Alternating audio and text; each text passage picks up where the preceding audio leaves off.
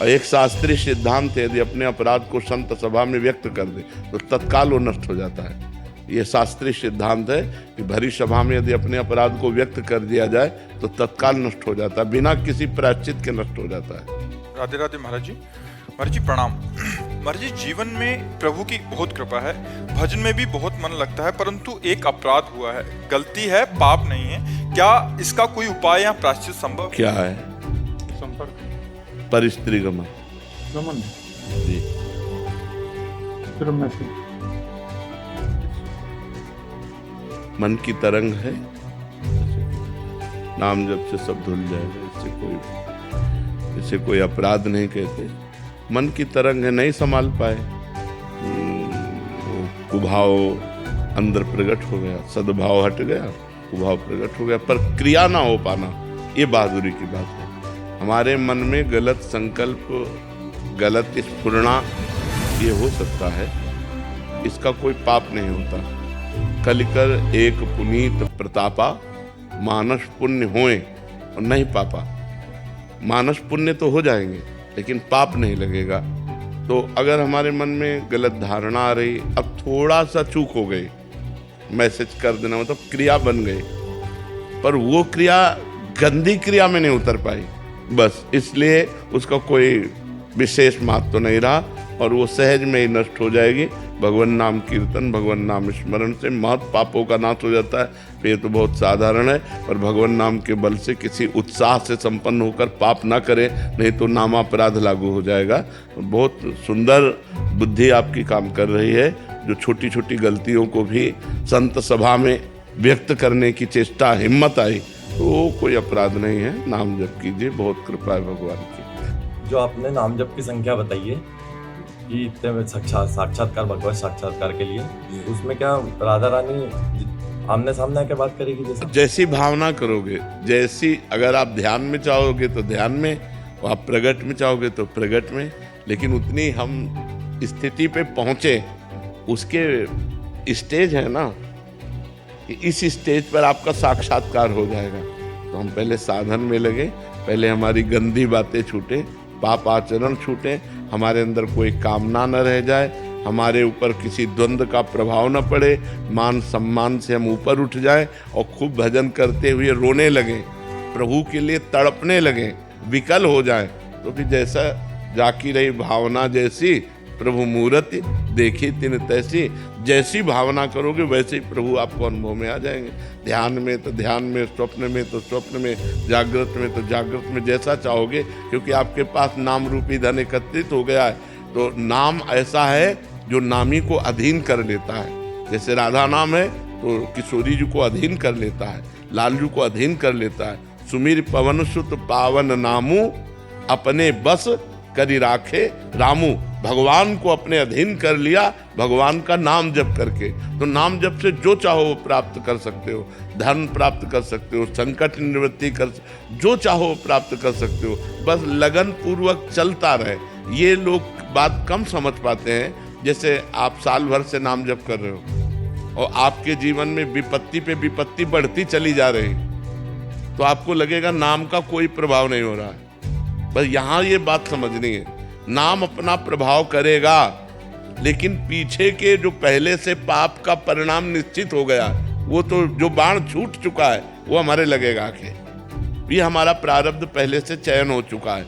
और हमारा पाप है जैसे 1 किलो और जब 25 ग्राम, तो अभी कैसे उसको पार कर पाएगा? जब हमारा 1.25 किलो नाम होगा तब 1 किलो को दबा करके आगे प्रभाव दिखा देगा। तो हमको नाम जप के परिणाम में ध्यान नहीं देना चाहिए, नाम जप पर ध्यान देना चाहिए। परिणाम तो अमोघ है, अविनाशी है, वो निश्चित फल दे के रहेगा। जब सांसारिक झूठा कर्म, मायाकृत कर्म फल दे करके ही रहता है, तो सच्चिदानंद में कर्म क्यों हमें फल नहीं देगा? हम गाली दें तो ये हमें फल मिलेगा, इसका आज नहीं तो कल मिलेगा। हम राम बोला तो इसका फल नहीं मिलेगा। गाली तो झूठी बात है, असत है।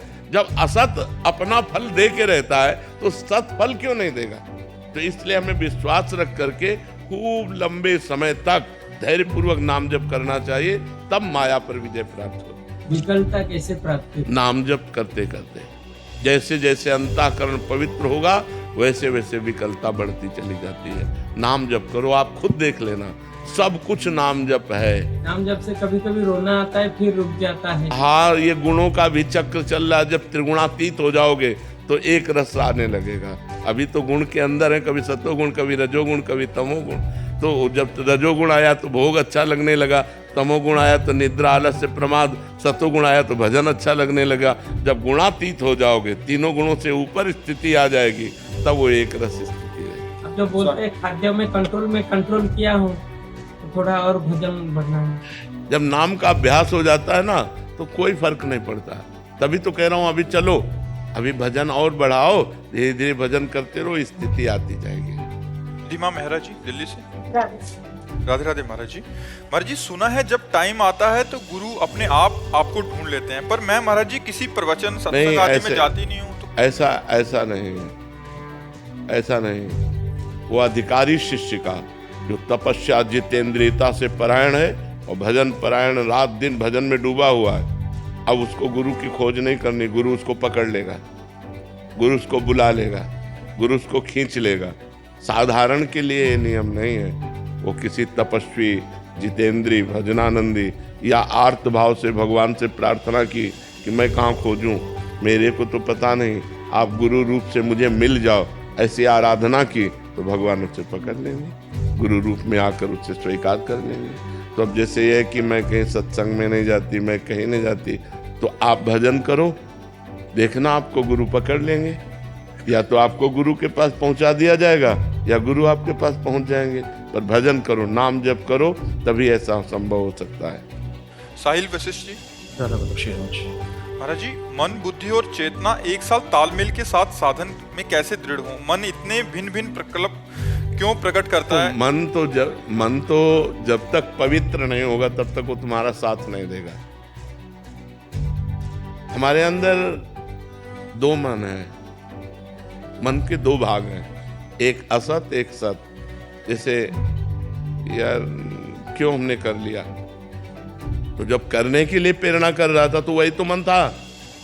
अब उसका सत भाग पश्चाताप कर रहा है। जो मन का दो स्वरूप है, जैसे बुद्धि के दो स्वरूप हैं, एक कुमति एक सुमति। एक सुंदर निर्णय करती है, एक गंदा निर्णय करती है। किसी की सुंदर निर्णय करने वाली बुद्धि अधिक बलवती होती है तो कुमार्गगामी प्रवृत्तियों को रोक करके अच्छे मार्ग में चला दे, और किसी की कुमति बलवान होती है तो सुमति को दबा करके वो गंदे आचरणों में उतार देती है। ऐसे ही सुमन, सुंदर मन, सत मन और असत मन, उसके दो विभाग हैं। एक ये क्रिया बहुत प्रबल वेग से वो उस क्रिया को कराएगा, फिर इसके बाद बैठ के शोक करेगा, मैंने ये क्यों किया। तो उसे पूछे तू ही तो था। नहीं, वो असत विभाग था। उसका सत विभाग, जैसे आप सत विभाग में आप परिचय दे रहे हैं आपको, आप 10 माला करने लगे, अब 8 माला होगी तो बुरा लगेगा। एक जलन होगी कि अभी 2 माला यार क्यों नहीं हुई। वही मन कह रहा जो एक भी नाम जपना नहीं चाहता था, वो 8 माला में असंतुष्ट हो जाएगा कि हमारी 2 माला रह गई। अब जब इतना उसको माला से प्यार है तो माला करते समय भाग क्यों रहा है? माला जब हम कर रहे हैं तो गलत चिंतन क्यों कर रहा है? ये असत विभाग है, उसका असत विभाग है। अब असत विभाग को पवित्र करके सत्य विभाग को बढ़ाना है। तो जैसे जैसे आप नाम जप करते जाते हैं, गंदी गंदी बातें उससे निकलती जाती हैं, गंदे संस्कार उसके नष्ट होते हैं, वो आपका सत्य विभाग बढ़ने लगता है। और जब पूरा मन सत हो गया तो भगवत प्राप्ति हो गई। निर्मल मन जन सो मोहि पावा, मोहि कपट छल छिद्र न भावा। तो पूरा सत्य विभाग मतलब निर्मल मन, जहां निर्मल मन हुआ बस शांत आनंद भगवत स्वरूप में निरंतर स्थिति हो जाएगी। इसलिए हमको नाम जप करना है, असत मन को सत्य विभाग में बदलते रहना है। वो असत जा रहा है, हमें उपेक्षा कर दो उसकी, वो नष्ट हो जाएगा। और प्रतिपल जो नाम जप कर रहे हैं हम उसकी सफाई कर रहे हैं। हमारा सत्य विभाग बढ़ता जा रहा है, हमारा असत्य विभाग कमजोर होता जा रहा है। अब हम गलत आचरण कर रहे हैं तो सत्य विभाग जितना है उसको भी हम और गंदा करते जा रहे हैं और असत्य विभाग को पुष्ट करते जा रहे हैं। तो ये चीज बड़ी सूक्ष्म है। अगर साधक नहीं समझेगा तो घबरा जाएगा। जैसे इस बच्चे से कहा कि भाई साल भर हो गए नाम जप करते, हमें कोई लाभ तो दिखाई नहीं दे रहा। लाभ क्यों नहीं मिलेगा? असत क्रिया का फल है तो सत का फल कैसे नहीं मिलेगा? इसका मतलब अभी हमारी कोई प्रारब्ध भोग चल रहा है, इसलिए हमें फल नहीं दिखाई दे रहा। ये जब फल देगा तो हमें अपने आप अनुभव में आएगा। ऐसे ही भजन में अब भी वही काम क्रोध लोभ, तो अनंत जन्मों से गंदा मन हम नाम जप के द्वारा शुद्ध कर रहे हैं। धीरे धीरे जब पूर्ण शुद्ध हो जाएगा वो जाएगा नहीं। हमने इस मन में देखा है, भूखे रहना, गर्मी सर्दी सहना, एकांत रहना। अब जब नौजवान स्थिति थी 18-20 की, उसी मन को आज देखते हैं कि हर भोग सामग्री है संसारिक, लेकिन मन नहीं है। अब वो भोगने वाला मन नहीं बचा।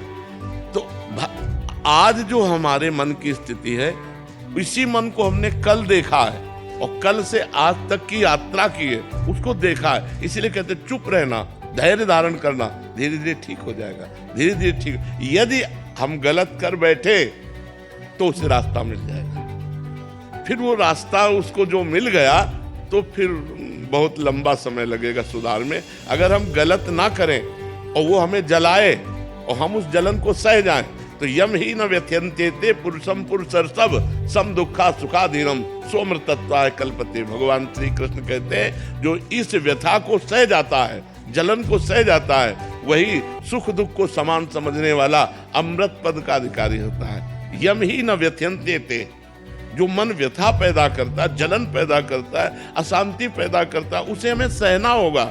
और सहना लोग सीखा नहीं, मन में जो आया सो कर बैठे, तो फिर कैसे साधना बनेगी? चूक नहीं करने का। हाँ, चूक नहीं करने का। अगर चूक नहीं की तो धीरे धीरे आप ऊंचाई की तरफ बढ़ने लगेंगे, अच्छाई की तरफ बढ़ने लगेंगे और एक दिन मन शांत हो जाएगा। जब से मंत्र जब शुरू किया है तब कुछ ना कुछ ऐसा संसारिक ना होके साधना में ही कुछ ऐसा आ जाता है बीच में कि फिर लगता है कि ये कहाँ से विचार आ गया। तो फिर वो थोड़े देर नहीं, मन में एक चिप समझो तुम, बिल्कुल हम सरल भाषा में कह रहे हैं। जैसे आजकल चिपें नहीं आती, छोटी छोटी होती है, 350 घंटा। अब इतने में 350-400 घंटा तो भगवान का बनाया हुआ मेमोरी कार्ड, क्या कहते हैं, मेमोरी कार्ड। यार हमें चिप ही कहने दो भाई, बढ़िया। भगवान का बनाया हुआ मन है और अनंत जन्मों की इसमें संस्कार भरे हैं और नाम जप के द्वारा ये डिलीट होता है और जल्दी डिलीट नहीं होता। जैसे आप पाठ करो, ये सब करो, इसमें मन डिलीट नहीं होगा। जब आप देखो एकांत बैठकर शांत नाम जप करने लगो तो निकलना शुरू हो जाएगा। गंदी गंदी बातें, नाना प्रकार का प्रपंच, बेमतलब की बातें, राग द्वेष की बातें, ये सब निकलने, वो आ नहीं रही हैं, वो निकल रहे हैं। मन उसे डिलीट कर, जो मन में तो नाम उसे डिलीट कर रहा है। आप और नाम बढ़ाओ और नाम बढ़ाओ, धीरे धीरे। अब जैसे 1 करोड़ मैसेज काम के हैं, एक बार डिलीट करो तो फिर काम, फिर डिलीट करो फिर काम, तो आपको लगेगा ये अभी तक नहीं डिलीट हुआ। अब चूंकि अनेक जन्मों से हम यही खेल खेलते आए हैं तो वही गंदे संस्कार भरे हैं। तो जब नाम जब साधक करता है तो घबरा जाता है कि यार पहले इतना गंदे नहीं आते थे जितना अब आ रहे हैं गंदे गंदे विचार। वो आ नहीं रहे गंदे विचार, वो तुम्हारी दुर्वासना जो भरी हुई मन में है वो निकल रही नाम जप के द्वारा। तो हमें धैर्य पूर्वक नाम जप बढ़ाते रहना चाहिए। परवीन ठकराल जी दिल्ली से। राधे राधे महाराज जी। महाराज जी, हम भगवान के जो चित्र देखते हैं, मूर्तियां देखते हैं, वैसा ही ध्यान करने का भाव करते हैं, लेकिन हाँ, लेकिन भगवान ऐसे नहीं है। पर भगवान ऐसे नहीं है। ऐसी आज तक कोई स्याही या कोई रंग ही नहीं है जो भगवान के श्रीअंग की श्यामता को चित्रण कर सके। प्रियाजू के गोरे वर्ण का, जैसे प्रियाजू के श्रीअंग की शोभा का जो वर्णन, पीता अरुण क्षय अनंत तडिल लता भाम, पीत और अरुणिमा लिए हुए अनंत बिजलियों की सी कांति श्री जी की है। अब एक बिजली को उतार सकता है कोई भला? जो प्राकृतिक बिजली चमकती है उसको कोई उतार सकता है कागज में? नहीं उतार सकता ना। तो अनंत बिजलियों की कांति एक जगह एकत्रित हो, वो प्रियाजू का तेज पुंज है। और गौर और अरुणिमा हल्का सा केसरपन लिए हुए, तो कहाँ ऐसे श्याम सुंदर की श्यामता वाली स्याही कहाँ है? अच्छा, श्याम सुंदर को आपने देखा नहीं तो आप अपनी कल्पना का चित्र बना रहे हो ना। श्याम सुंदर को देख के थोड़ी बना रहे हो, आपकी भावना में, कल्पना में जो बन रही, चित्रकार की कल्पना ही तो चित्र है ना। अब हम मानी संख्या से सवाल हल करते हैं। माना संख्या ये हमारे भगवान, और हमने ये रूप ध्यान करना शुरू किया, तो चूंकि हमारी भावना भगवान में जुड़ी है और सब रूपों में भगवान है, तो हमारे भगवान की प्राप्ति हो जाती है। लेकिन भगवान ऐसे ही है, भगवान का जो रूप है वो अनंत आनंदमय रूप है। अगर यही भगवान का रूप है तो मैंने देख लिया, मुझे क्या सुख मिला? आप बताओ। ऐसा तो नहीं लगता जन्मों का भटका हुआ आज मैं तृप्त हो गया, अब कछुडात न चाहे, ऐसा कुछ नहीं होता। क्यों? मलिन अंतःकरण, मलिन नेत्र, मलिन भावना, तो निर्मल प्रभु विराजमान है। लेकिन तो क्या बिहारी जी ऐसे हैं जैसे आप देख रहे हो? कोटि काम लावण्य बिहारी, करोड़ काम मूर्छित हो जाए, इतने सुंदर हैं बिहारी जी।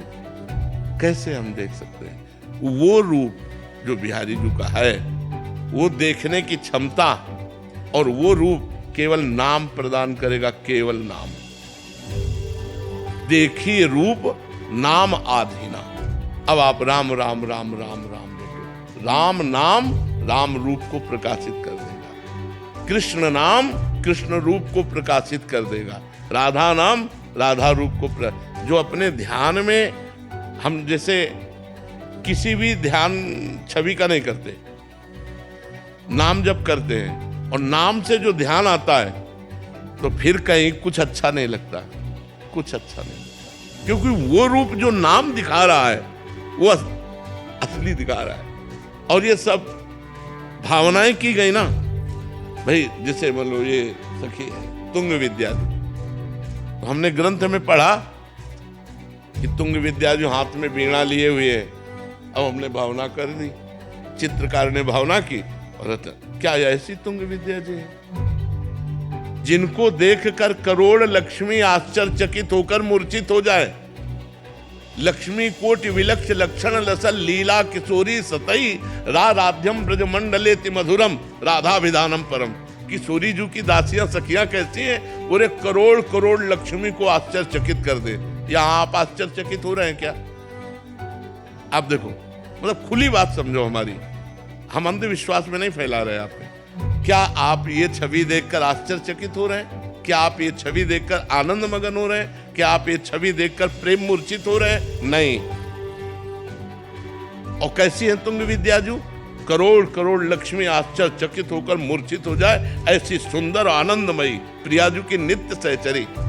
तो हमारी मानी संख्या, जब हम स्कूल में थे तो कोई सवाल हल करने के लिए मानी संख्या अमुक, तो मानी संख्या ये तुंग विद्याजू। अब हम आराधना करेंगे तो इन्हीं की आराधना से हमें तुंग विद्याजू तक पहुंचने का रास्ता मिल जाएगा। समझ पा रहे हैं आप हमारी? तो हम किसी भी छवि का ध्यान करें, क्योंकि ध्यान भगवान का कर रहे हैं, तो हर छवि भगवान में विराजमान है। कहो तो कहां जहां प्रभु नहीं, लेकिन भगवान का जो स्वरूप है वो अद्वितीय है, वो अनिर्वचनीय है, वो अलेखनीय है। भगवान के नेत्र, भगवान का रूप, भगवान सच्चिदानंद। तो लेखनी प्राकृतिक, स्याही प्राकृतिक, तो सच्चिदानंद को प्राकृतिक लेखनी से कैसे उतारा जा सकता है? भूमि के संसार के अनुरूप आकर्षित करते हैं। कौन सी ऐसी अवस्था, कब ऐसी अवस्था प्राप्त हो कि संसार के अनुरूप फीके लगने लगते? हाँ, नाम जप, नाम जप। जितना भजन करोगे, बारी मथे घृत होए बरु सिकताते बरु तेल, बिनु हरि भजन न भवतरी या सिद्धांत पेल। पहला भजन के जैसे न तन मेरो, न मन मेरो, न आज मेरो, न कल मेरो तो बस नाम है, तेरो राधा रानी। बस यही पकड़ ले तो बात हो गई।